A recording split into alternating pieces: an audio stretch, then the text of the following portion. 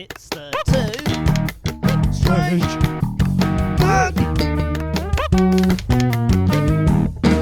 Podcast.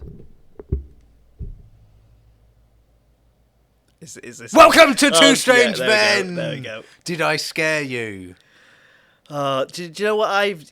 Speaking of fear, do you know what I've lived in fear of for the last 6 days? What's that? How you were going to open this podcast. It is a fear that keeps me awake at night. It's just, what stupid open has Carl cooked up in his brain the night before? Probably, eating cold lasagna, thinking this is going to be hilarious. Cold lasagna? Yeah, that's what I imagine. I imagine you in your pants eating cold lasagna, prepping for the podcast. What, like I'm Garfield or something? What? Yeah. Yes, I do imagine you as Garfield, just not big and ginger. But you have all of the sort of other stereotypes of Garfield. Yeah, okay, so I like eating, I don't like Mondays. Yeah, and you have a guy named John who looks after you. But the dementia means that I don't actually notice him. Yeah. Yeah. He's actually in the room now. He's right there. Okay, I don't know what to do with that. That's odd. Okay. So today, everyone, buckle in, all right? We're going to have a wonderful episode. And there's something unique about this episode because neither of us, we did a pledge. Yeah. We thought... Well, you told me. You say a pledge, you were like, don't you probably do research this year? This podcast. That explains a lot. So we're not going to do any research. We haven't done any research for this. It's a personal podcast. It is a personal podcast, yeah. It's a chance for us to go off the back of our last episode, which was a spooky episode where, on a sci-fi ship, people experience their worst fears. Scary Star Trek. Scary Star Trek, that's what it was. Yeah. Star Scare. Yeah, if during a Star Trek episode you were to take loads of tabs of acid. Okay, yeah. That's how I imagine Event Horizon was created. I mean, to be fair though, there's a fair few episodes of Star Trek that are about we've managed to find this nebula that has decided to or it makes us feel our worst fears or something, or we found a Time Lord that is going to make sure we never get home. That happens in Voyager 4 times. Yeah, absolutely. There's always a reason, isn't there? And that's it, guys. That's it. We're talking about Star Trek now. That's it. Podcast's done. We don't have any fears. Well, that's the thing is, what we're doing is we're projecting the audience's worst fear that we will just sit here and talk about Star Trek for an hour. There's that one guy who's now locked in. Oh yes. He's like, are we talking original series? Or are we going all the way through all the different Star Treks? Deep Space Nine, Discovery. Not Discovery. That's my worst fear. Being stuck in a cinema watching Discovery over and over and over again. Yeah. I am old school Trek, baby. Oh, yeah. Honestly, I went to the National Sci-Fi and Film and Sci-Fi Museum in Milton Keynes recently. Yeah. They have the little comm badges. Yes. They have them from every Star Trek show, from the original all the way up to Discovery. Oh wow. That was really cool. That's cool. Yeah. That what's really cool? I could just go on eBay and just buy them. Well, it's clearly not designed for you then, is it? The National Sci-Fi Museum, is it? The National Film and Sci-Fi Museum. The National Film and Sci-Fi Museum in Milton Keynes for everyone. Yeah. And it sounds very prestigious because they just put national in front of it. But couldn't you just have a fish and chip shop and say the National Fish and Chip Shop? I mean, they do that all the time. National Fish and Chips. Or national football, and it's just tier 8. Yeah, all right, fair enough. Just gives it a little bit of extra spice, doesn't it? So, let's crack on. Okay, so we are talking about fears. All right. How did you want to breach this subject, given that we've got no structure or anything First, like that? I'd like to cough. And that was not a bit, but it leads me very well into one of my irrational fears. Oh, wait a minute. I've got a cough as well. Wanker! Carry on. Well, maybe maybe my fear is, as I keep saying, being locked in a room with you once a week for an hour. Double wanker. Anyway. So I have this irrational. So I have a cat at home. Yeah. His name's Lupin, white cat. He's a boy. But Lupin is French for dog, isn't it? Or wolf?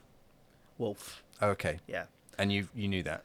Yeah. Going in? Well, so the story of Lupin is I read a folk thing of a white werewolf that turned into a human after being adopted by these elderly people. Okay. And Lupin was a stray.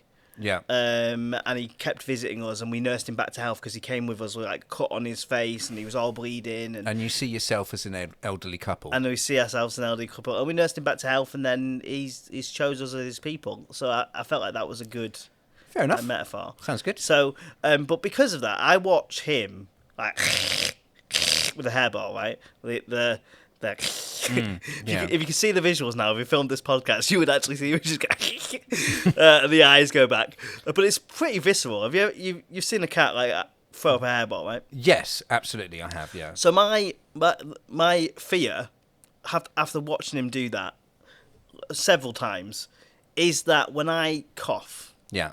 I'm going to bring up a lung. Oh, really? And just like a hairball full of organs. And it's not rooted in any logic. I just, every time I cough, I'm like, this is going to be the time. I'm gonna pass a lung through my throat. Really? Yeah. Do you get like scratchy throat and like pains in your chest, and it's at that point that you're feeling this? Not or is quite it just pain, phlegm? but I'm just kind of like, I get hot, and I'm like, oh God, the lung's coming up. That's it. Yeah, that's one irrational fear. I've got loads. Very irrational. I've got loads. That's very irrational. I mean, one of my irrational fears is the idea that we're all just gonna die, and I know that's not true. It's not. I mean, I know it's not true. It's not rational. Do you know what I mean? We all die at some point. Not what? Like we all die at some point. No. My mum said, okay, that I will live forever. And how is that going to function? So you're the first person that lives forever, are you? Well, no. All Jehovah's Witnesses, like if you're like good and like do what the Bible says and everything like that, and go to meetings and do the ministry and stuff like that, you'll live forever. But in what form? But just not in the meat suit you're in now. No, just like when Armageddon comes and like unbelievers like yourself are all just like crushed under God's might. Yeah. We'll just be there to, pick up the pieces and rebuild society and stuff. And live forever. Leads me to irrational fear number 2. Right? The idea of living forever. Of there not being an end. Oh, really? I am going to embrace that sweet darkness of death one day, and it's going to be lovely. I'm tired, Carl. Like, I'm tired now, and I'm 32. At 82, I'm going to be ready. Oh, no. I mean, if I, and just before we go any further, guys, that was sarcasm, okay? I am no longer a practicing Jehovah's Witness. I just, if anything, it outlines probably one of my fears. It's not irrational. It's just the idea of dying. We're on two different spectrums, it seems. It seems like you are interested in the concept of not existing anymore, whereas Absolutely. I deadly fear it. do you know what it is? And it's this idea of kind of like, I want to celebrate my life, I want to have fun, and I want to do really like unique experiences. Yeah. And then it's like when you eat too much cake. And then after you've eaten too much cake, the rest of it you feel lethargic and disgusting. Thinking of that scene in Matilda where Bruce has it all around his face and it's just too much cake. Life is like cake, right? I want to just have a nice bit of it, enjoy it, savor it. I don't want to have too much of it. I just want to be here for the time that I'm here, and then I'm good. I'm checking out. I don't want to exist in a plane of existence for the whole, like existing for the whole of eternity, where I just watch things unfold. Maybe not even being able to help it is my idea of like damnation. Yeah. So I'm good with just the 50, 60, 70, 80, 100 years that I get. Yeah. And just use that to the best of my ability. And then I'm good to be like nutrients for a tree. Like I like that. Yeah. I'm good to just be back into the system. I've lived my life. Hopefully, I've made a mark. You know, my kid then goes on and has kids, and that's the mark I have, and I'm good with that. I don't want to eke out my existence forever. I think I like your cake analogy because it's like, you know, because we all just get old as well.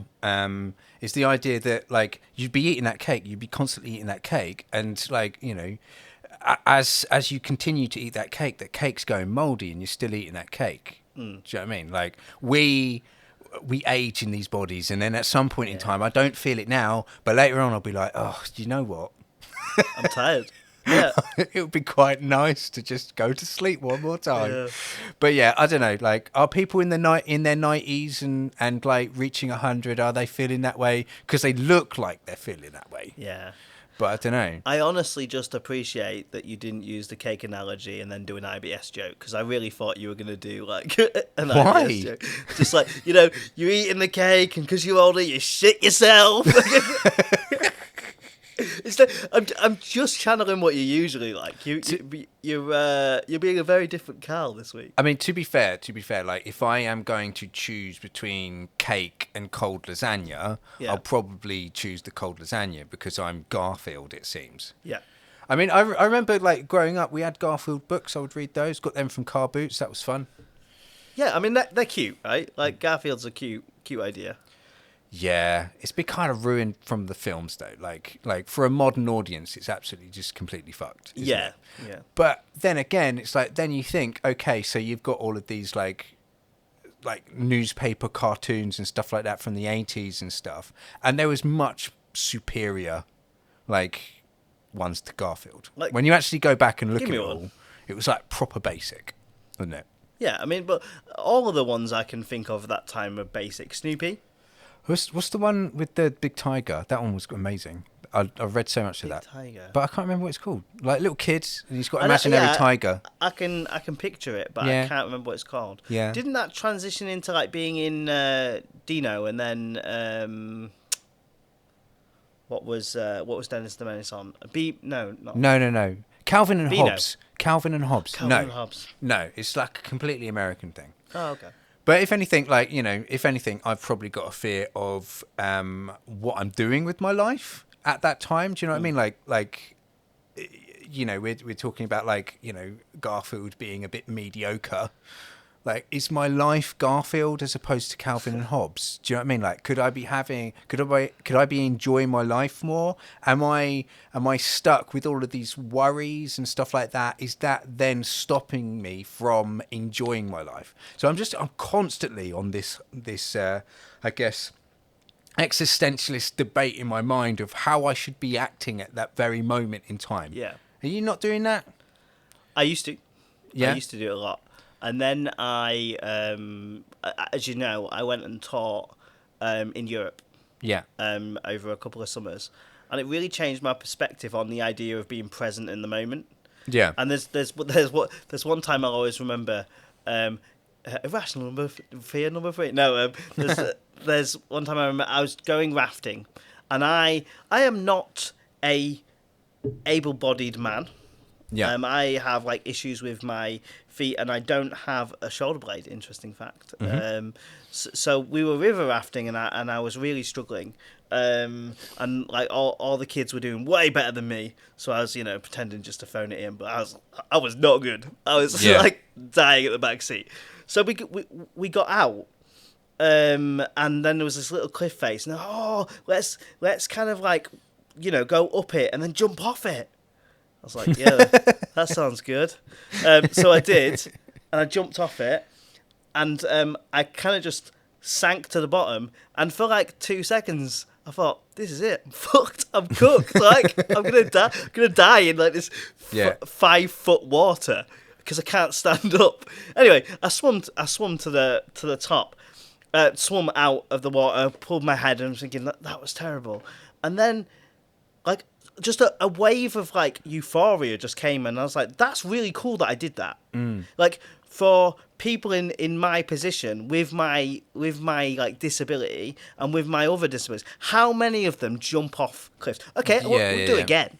Like, don't get me wrong, it was cold, But that's cool. It's cool that I got the opportunity to do that. And ever since then, I'm just like, I'm in. I'm just going to enjoy it. I'm not going to focus on my brain going, don't do that, or it's cold, or it's da-da-da. Just get in, get stuck in, and then you've got time later to reflect on it. Just be in the moment. Yeah.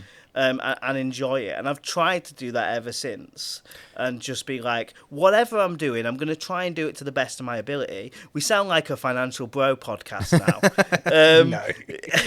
Trying to do it to the best of my ability, so that like when I reflect on it, I can be happy with the input that I've put, rather than just trying to psych myself out of everything. Yeah. 'Cause I used to do that all the time. Yeah. And I've lost opportunities and job opportunities because I was like, I'm not good enough for this. Yeah. So I just try and live in the moment now.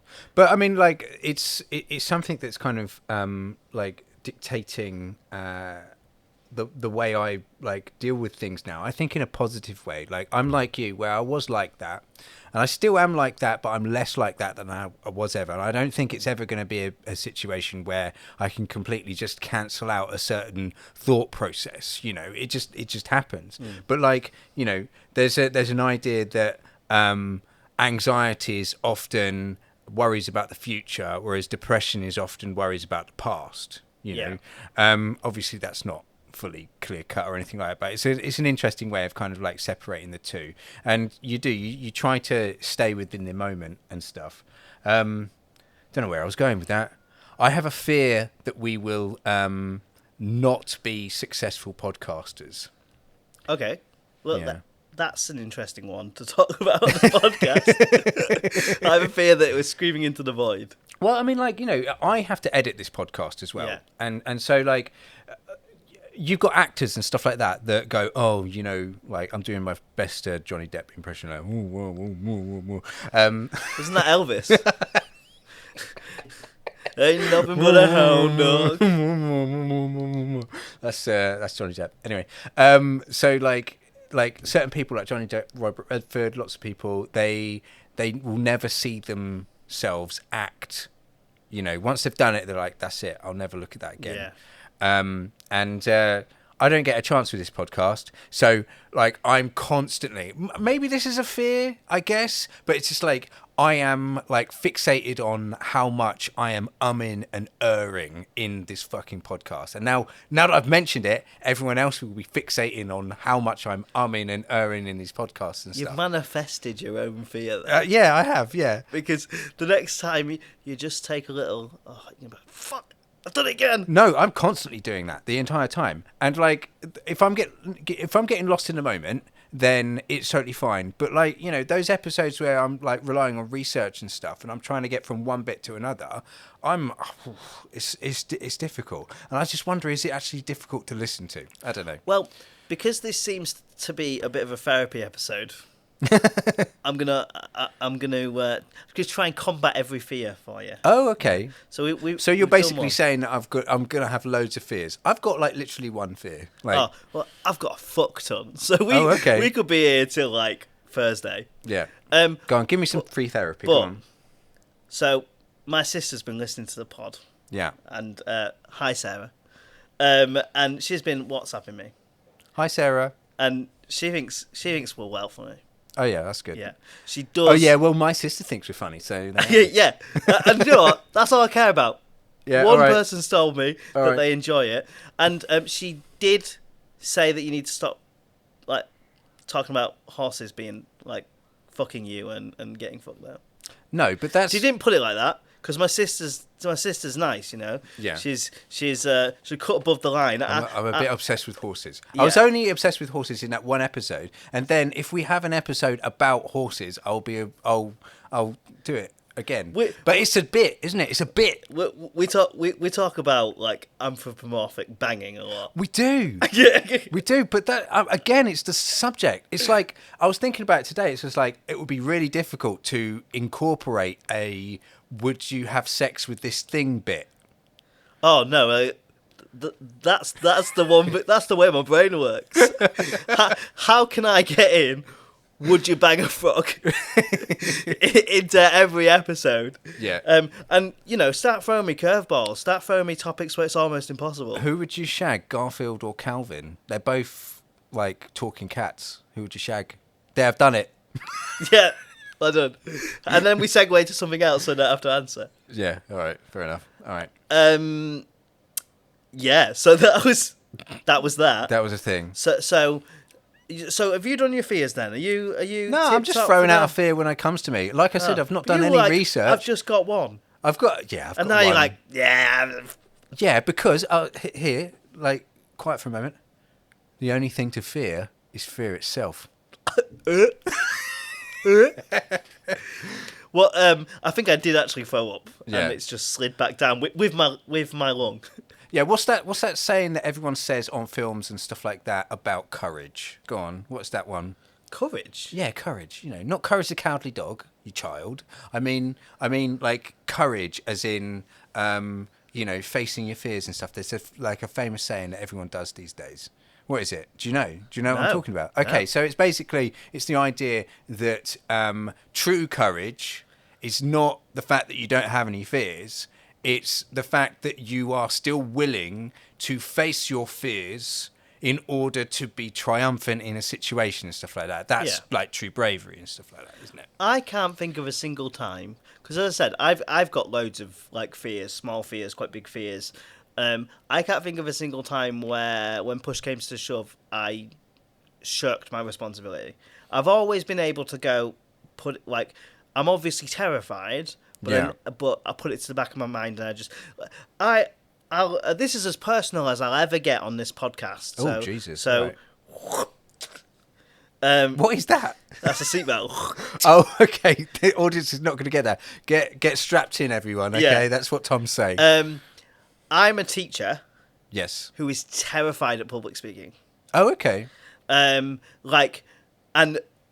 if we had our cohorts here, they'd all be heckling me right now, laughing, going, "No, you're the most social one of us. This is bullshit." Yeah. But it genuinely is something that I have to combat almost every kind of like week. And that start of the term, September, is the worst time for me because I don't know the students. Yeah. And my anxiety is through the roof. Now, if you met me, you really wouldn't get that from me. Yeah. I am the very kind of... I'm an introvert who acts like an extrovert in almost all situations. Yeah. But I am terrified at being in a room kind of like with people, and but it's performative, right? Yeah. But if I let my fear take the seat, I wouldn't do my job. And actually, I wouldn't get all the rewarding things. Because although it terrifies me, I love at the end of the year when you've got that one guy who had gone to another college and they'd not been very successful, or, you know, they'd gone somewhere else and not had a good experience, and they turn around and they make a really purposeful film at the end. Yeah. That's my crack. That's my heroin. Yeah. Like, that kind of circumvents and it kind of helps me push my fear aside. So if I wasn't able to kind of navigate my fears, I don't even think I'd do my day job. Yeah. It's an odd one, public speaking, because we're both in that situation where we've done quite a lot of extroverted things, and we're both this sort of like hybrid day walker, introvert, extrovert sort of thing. We're both Blade. Yeah, we're Blade. Yeah. We're fucking Blade. And that's how I can do public speaking, because I'm just like pretending I'm Blade. I wondered why you always came in like sunglasses. Yeah. And you had a dark trench coat. I didn't question the katanas, which I probably should. Yeah, I was like, why am I like introducing a new like media course to people whilst doing the dance with the katanas? I don't know, but it gets me out of that like nervousness. Yeah. But like, I think it's whatever situation you are in. If you have to do that, like day in, day out, that sort of thing, you get used to it, and then it's absolutely fine. But I would be just as scared if it was a new type of person and a new situation. Yeah. So I absolutely have no problem public speaking in front of like teenagers and stuff like that. Because at this point in time, I know that breed of person inside and out, and I don't care what they think anymore. Yeah. If I do something that is a bit cringe or something like that, and like, you know, they are feeling secondhand embarrassment and stuff like that, I can see it on their faces, I revel in that. I've seen it. Oh, I love that. I've seen it. And it is a sight to behold because it's enjoyable. It's secondhand enjoyment for me because you you're like a pig in shit. They're like, oh no, Carl. You're like, yeah.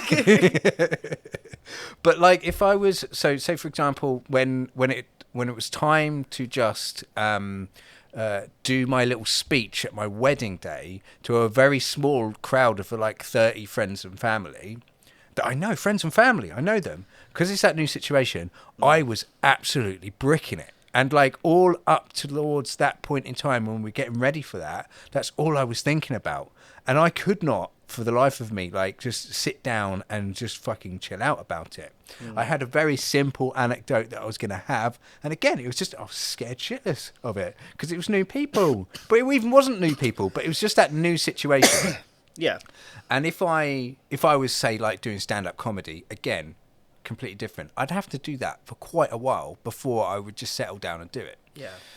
So I don't know, if anything, like, you know, if anyone out there is fearful of public speaking, it's like, yeah, everyone in some way is fearful of that public speaking. You know, you get like the adrenaline rush, you get the nervousness and stuff like that. It is not anything that you need to actually, you know, worry about. It doesn't mean that you can't do something just because you're feeling that fear, I guess. Yeah, absolutely. And sometimes the most fulfilling things feel as we dread beforehand, right? I mean, we both like performed. You know that feeling that you get just before, that euphoria, but also that, oh God, what if I fuck this up? Yeah. And then when you step off stage, it's almost like, well, of course I didn't, because I'm a professional. Yeah. That's it. I'm getting paid to do this. Yeah. And that does help.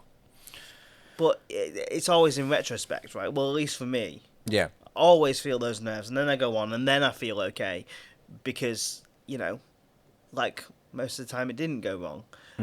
But it's that being able to apply that retrospective nature beforehand is just not a skill that I've been able to manifest. Yeah. And linking, I don't know how I'm going to segue into this fear, but basically, it's clowns. Oh, okay.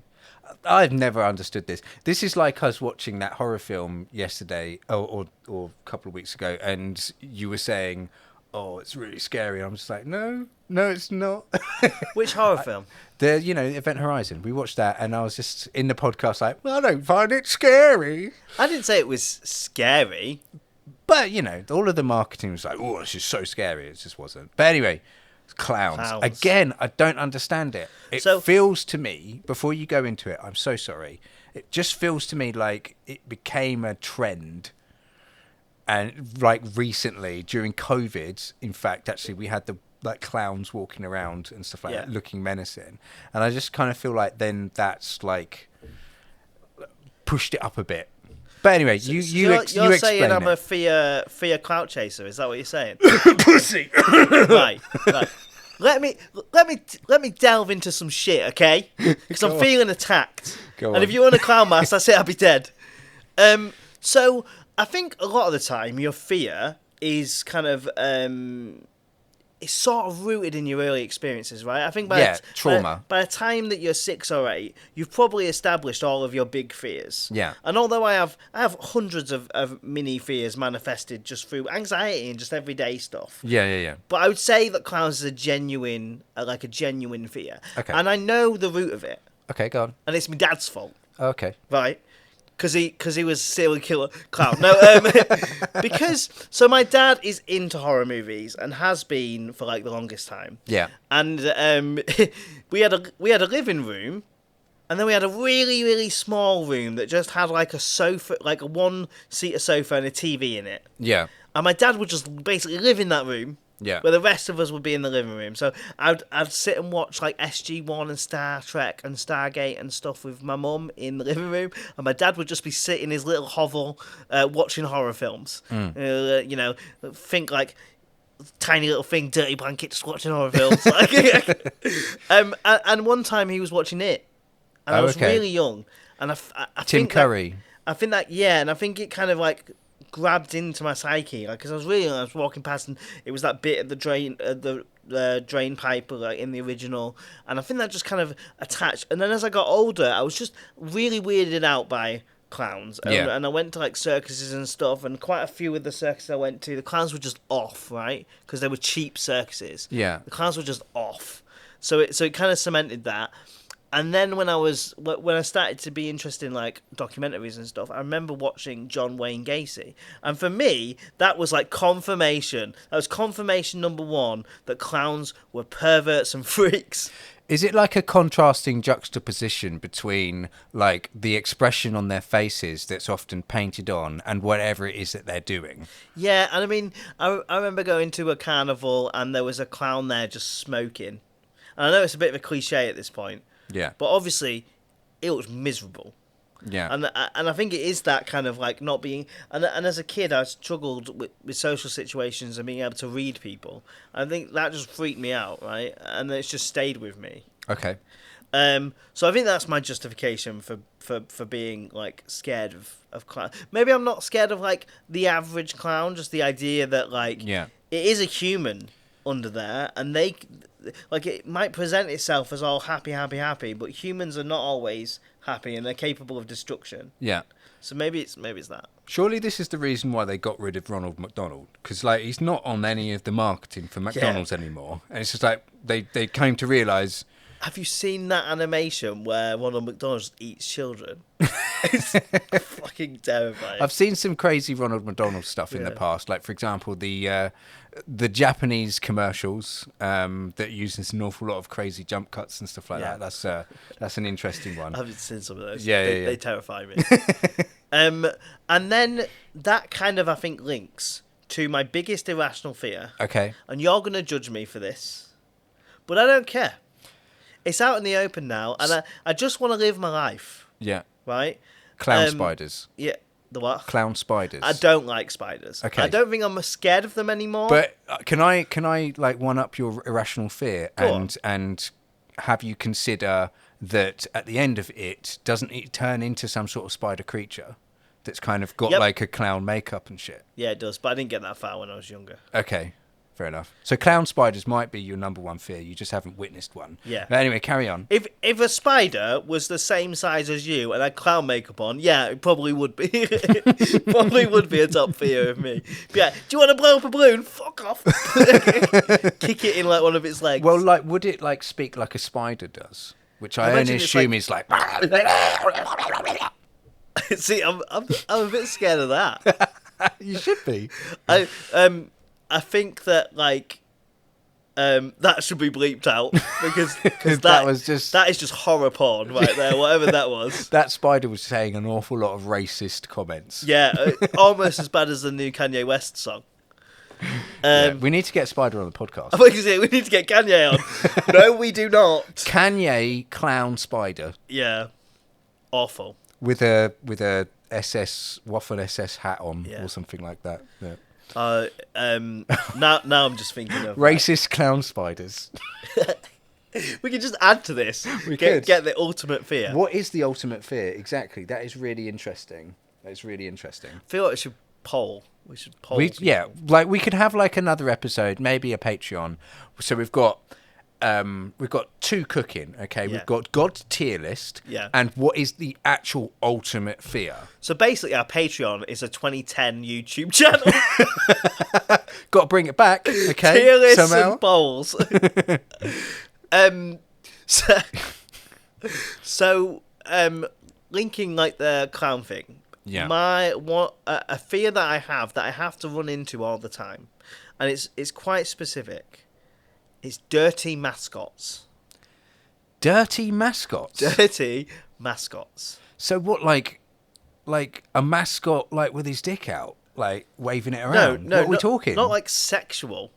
Not like, hey, I'm in an eagle costume and I'm going to bang you. Not that. Just an unclean mascot. No, so you know like when you go to London and there's like that Pikachu, but they've had the costume for like years and it's all dirty and it's like covered in grime.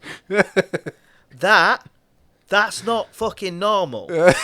I don't like it. Right? And when they're running after you to take a picture, just fucking leave me alone. Like, I'm clearly not comfortable.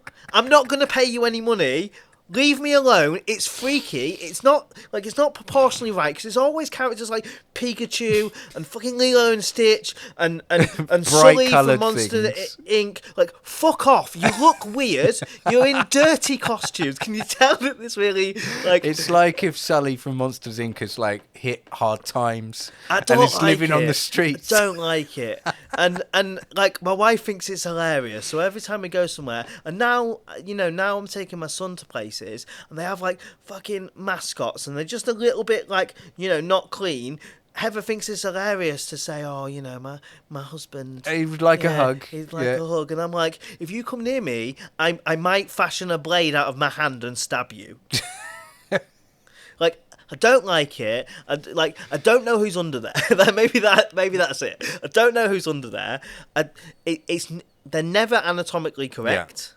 Yeah. Okay. And like, why are they dirty? And why are they chasing after people? Well, they're living in London on the streets, aren't they? That's why they're dirty. I don't like it. So I'm gonna stick in a fear now, because you talked about like some childhood fears and stuff like that, and you've also now talked about costumes and stuff. So this is the perfect time for me Is that your water bottle? turn off my water bottle alarm. Like, fuck me every time.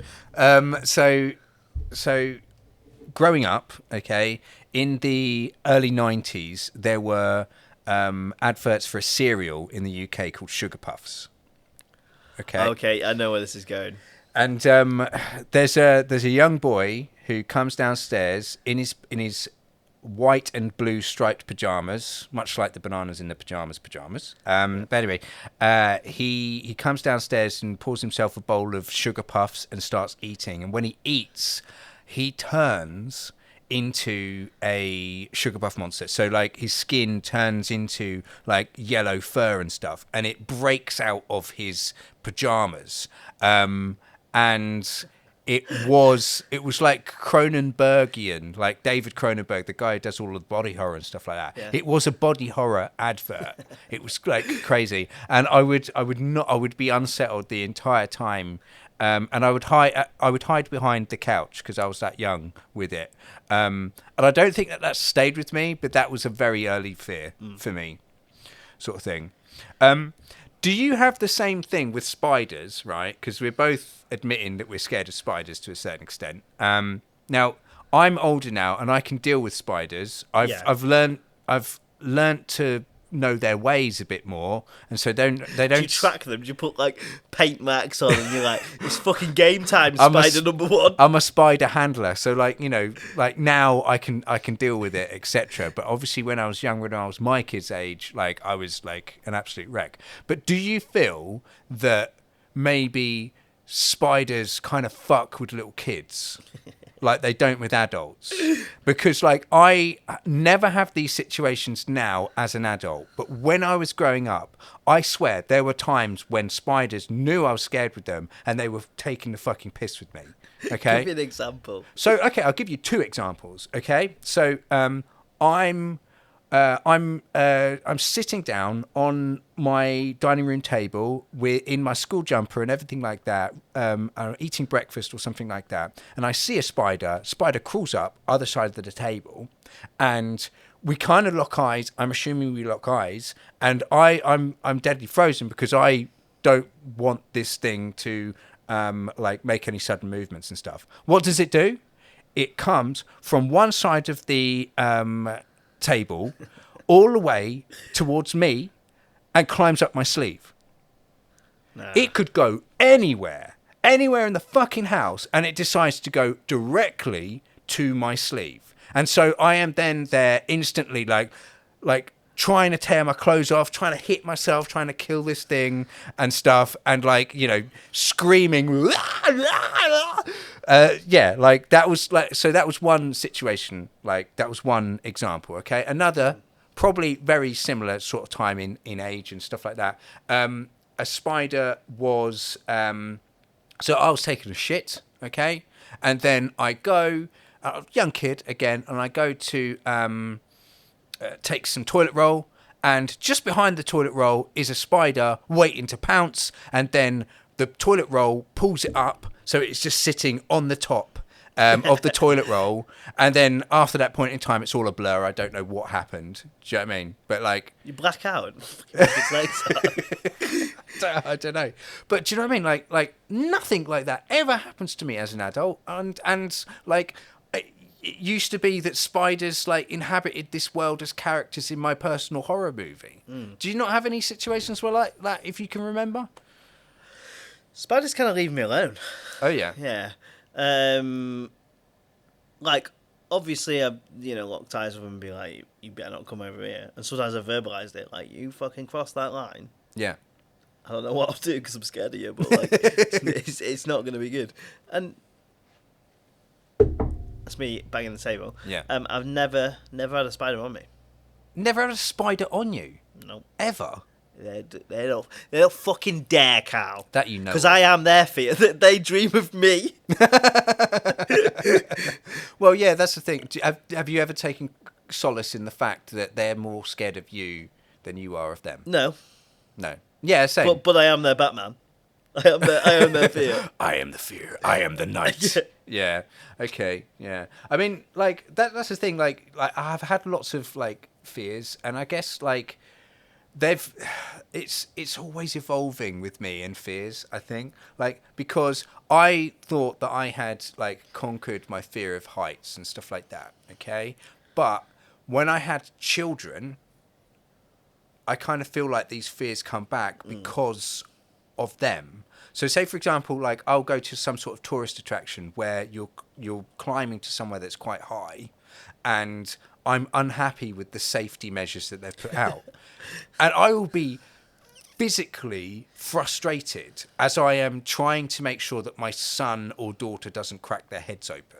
Like it's insane sometimes. Like we went to a castle and like it's got the spiral staircase, and I was like imagining just the kids just making a quick slip on the very like narrow staircases and like just cracking their heads open on the worn stone that is everywhere. Do you know what I mean? Like and so like I'm just so overprotective of them, I guess. But sometimes it's just like, Jesus Christ, why have you let people up here? You know, put banister in, at the very least. Yeah, exactly. But like, you know, it's meant for like parents to like look after their kids and stuff. But it's like, I don't think I should be up here. Yeah. Like, I don't know. It was a castle. Another one quite recently was you know, those sort of like holiday destinations in the UK and stuff, they've got those really, really tall sort of aqueduct sort of things. Yeah. Yeah, those as well. You can walk along that, and literally, if you took one like step wrong, you could plummet to your death. Like a fucking ragdoll. If you think that's insane, a similar sort of thing. So I was doing a summer camp, and one of the activities was to go to like spelunking. And it's all really safe when you get there. Oh, like fuck spelunking. You just I am scared of clip yourself spelunking. in. But to get there, you walk through a sheer cliff. Like you're just walking, and then you kind of go like 20 inches that way. Yeah. You're down a mountain. Yeah. Fuck's that about? Oh no! I mean, like this, if anything, reminds me of the fears I have. It's just like any of this bollocks with you know, extreme sports and stuff like that. I guess I'm at that point in time where I will never do it because if you haven't done it before you're 30, you'll never do it. Too old for that shit. Yeah. Too old for that. But I was always too old for that. Do you know what I mean? Like that's you always were like nah. No, that seems stupid. Yeah. But yeah, never mind. So I've got some tasks for myself. One of those tasks is to put a spider on you, because you need to wait. No. You've started this. Cal, no. Tom, you've started this by saying that you want to experience like everything life has to offer. Don't end this with fucking with me. Like, do not put a spider on me, and do not get a dirty costume and then put a spider on me. Like, I'll quit my job. Yeah. Okay. All right. So like the ultimate fear is a clown, a spider in clown makeup. Yeah. In a dirty Pikachu costume. Yeah, with the limbs just kind of coming out. Ugh. Yeah. that you It's like meet. poorly stuffed in. It's just. Yeah, exactly. It doesn't even fit. That you meet on a high level.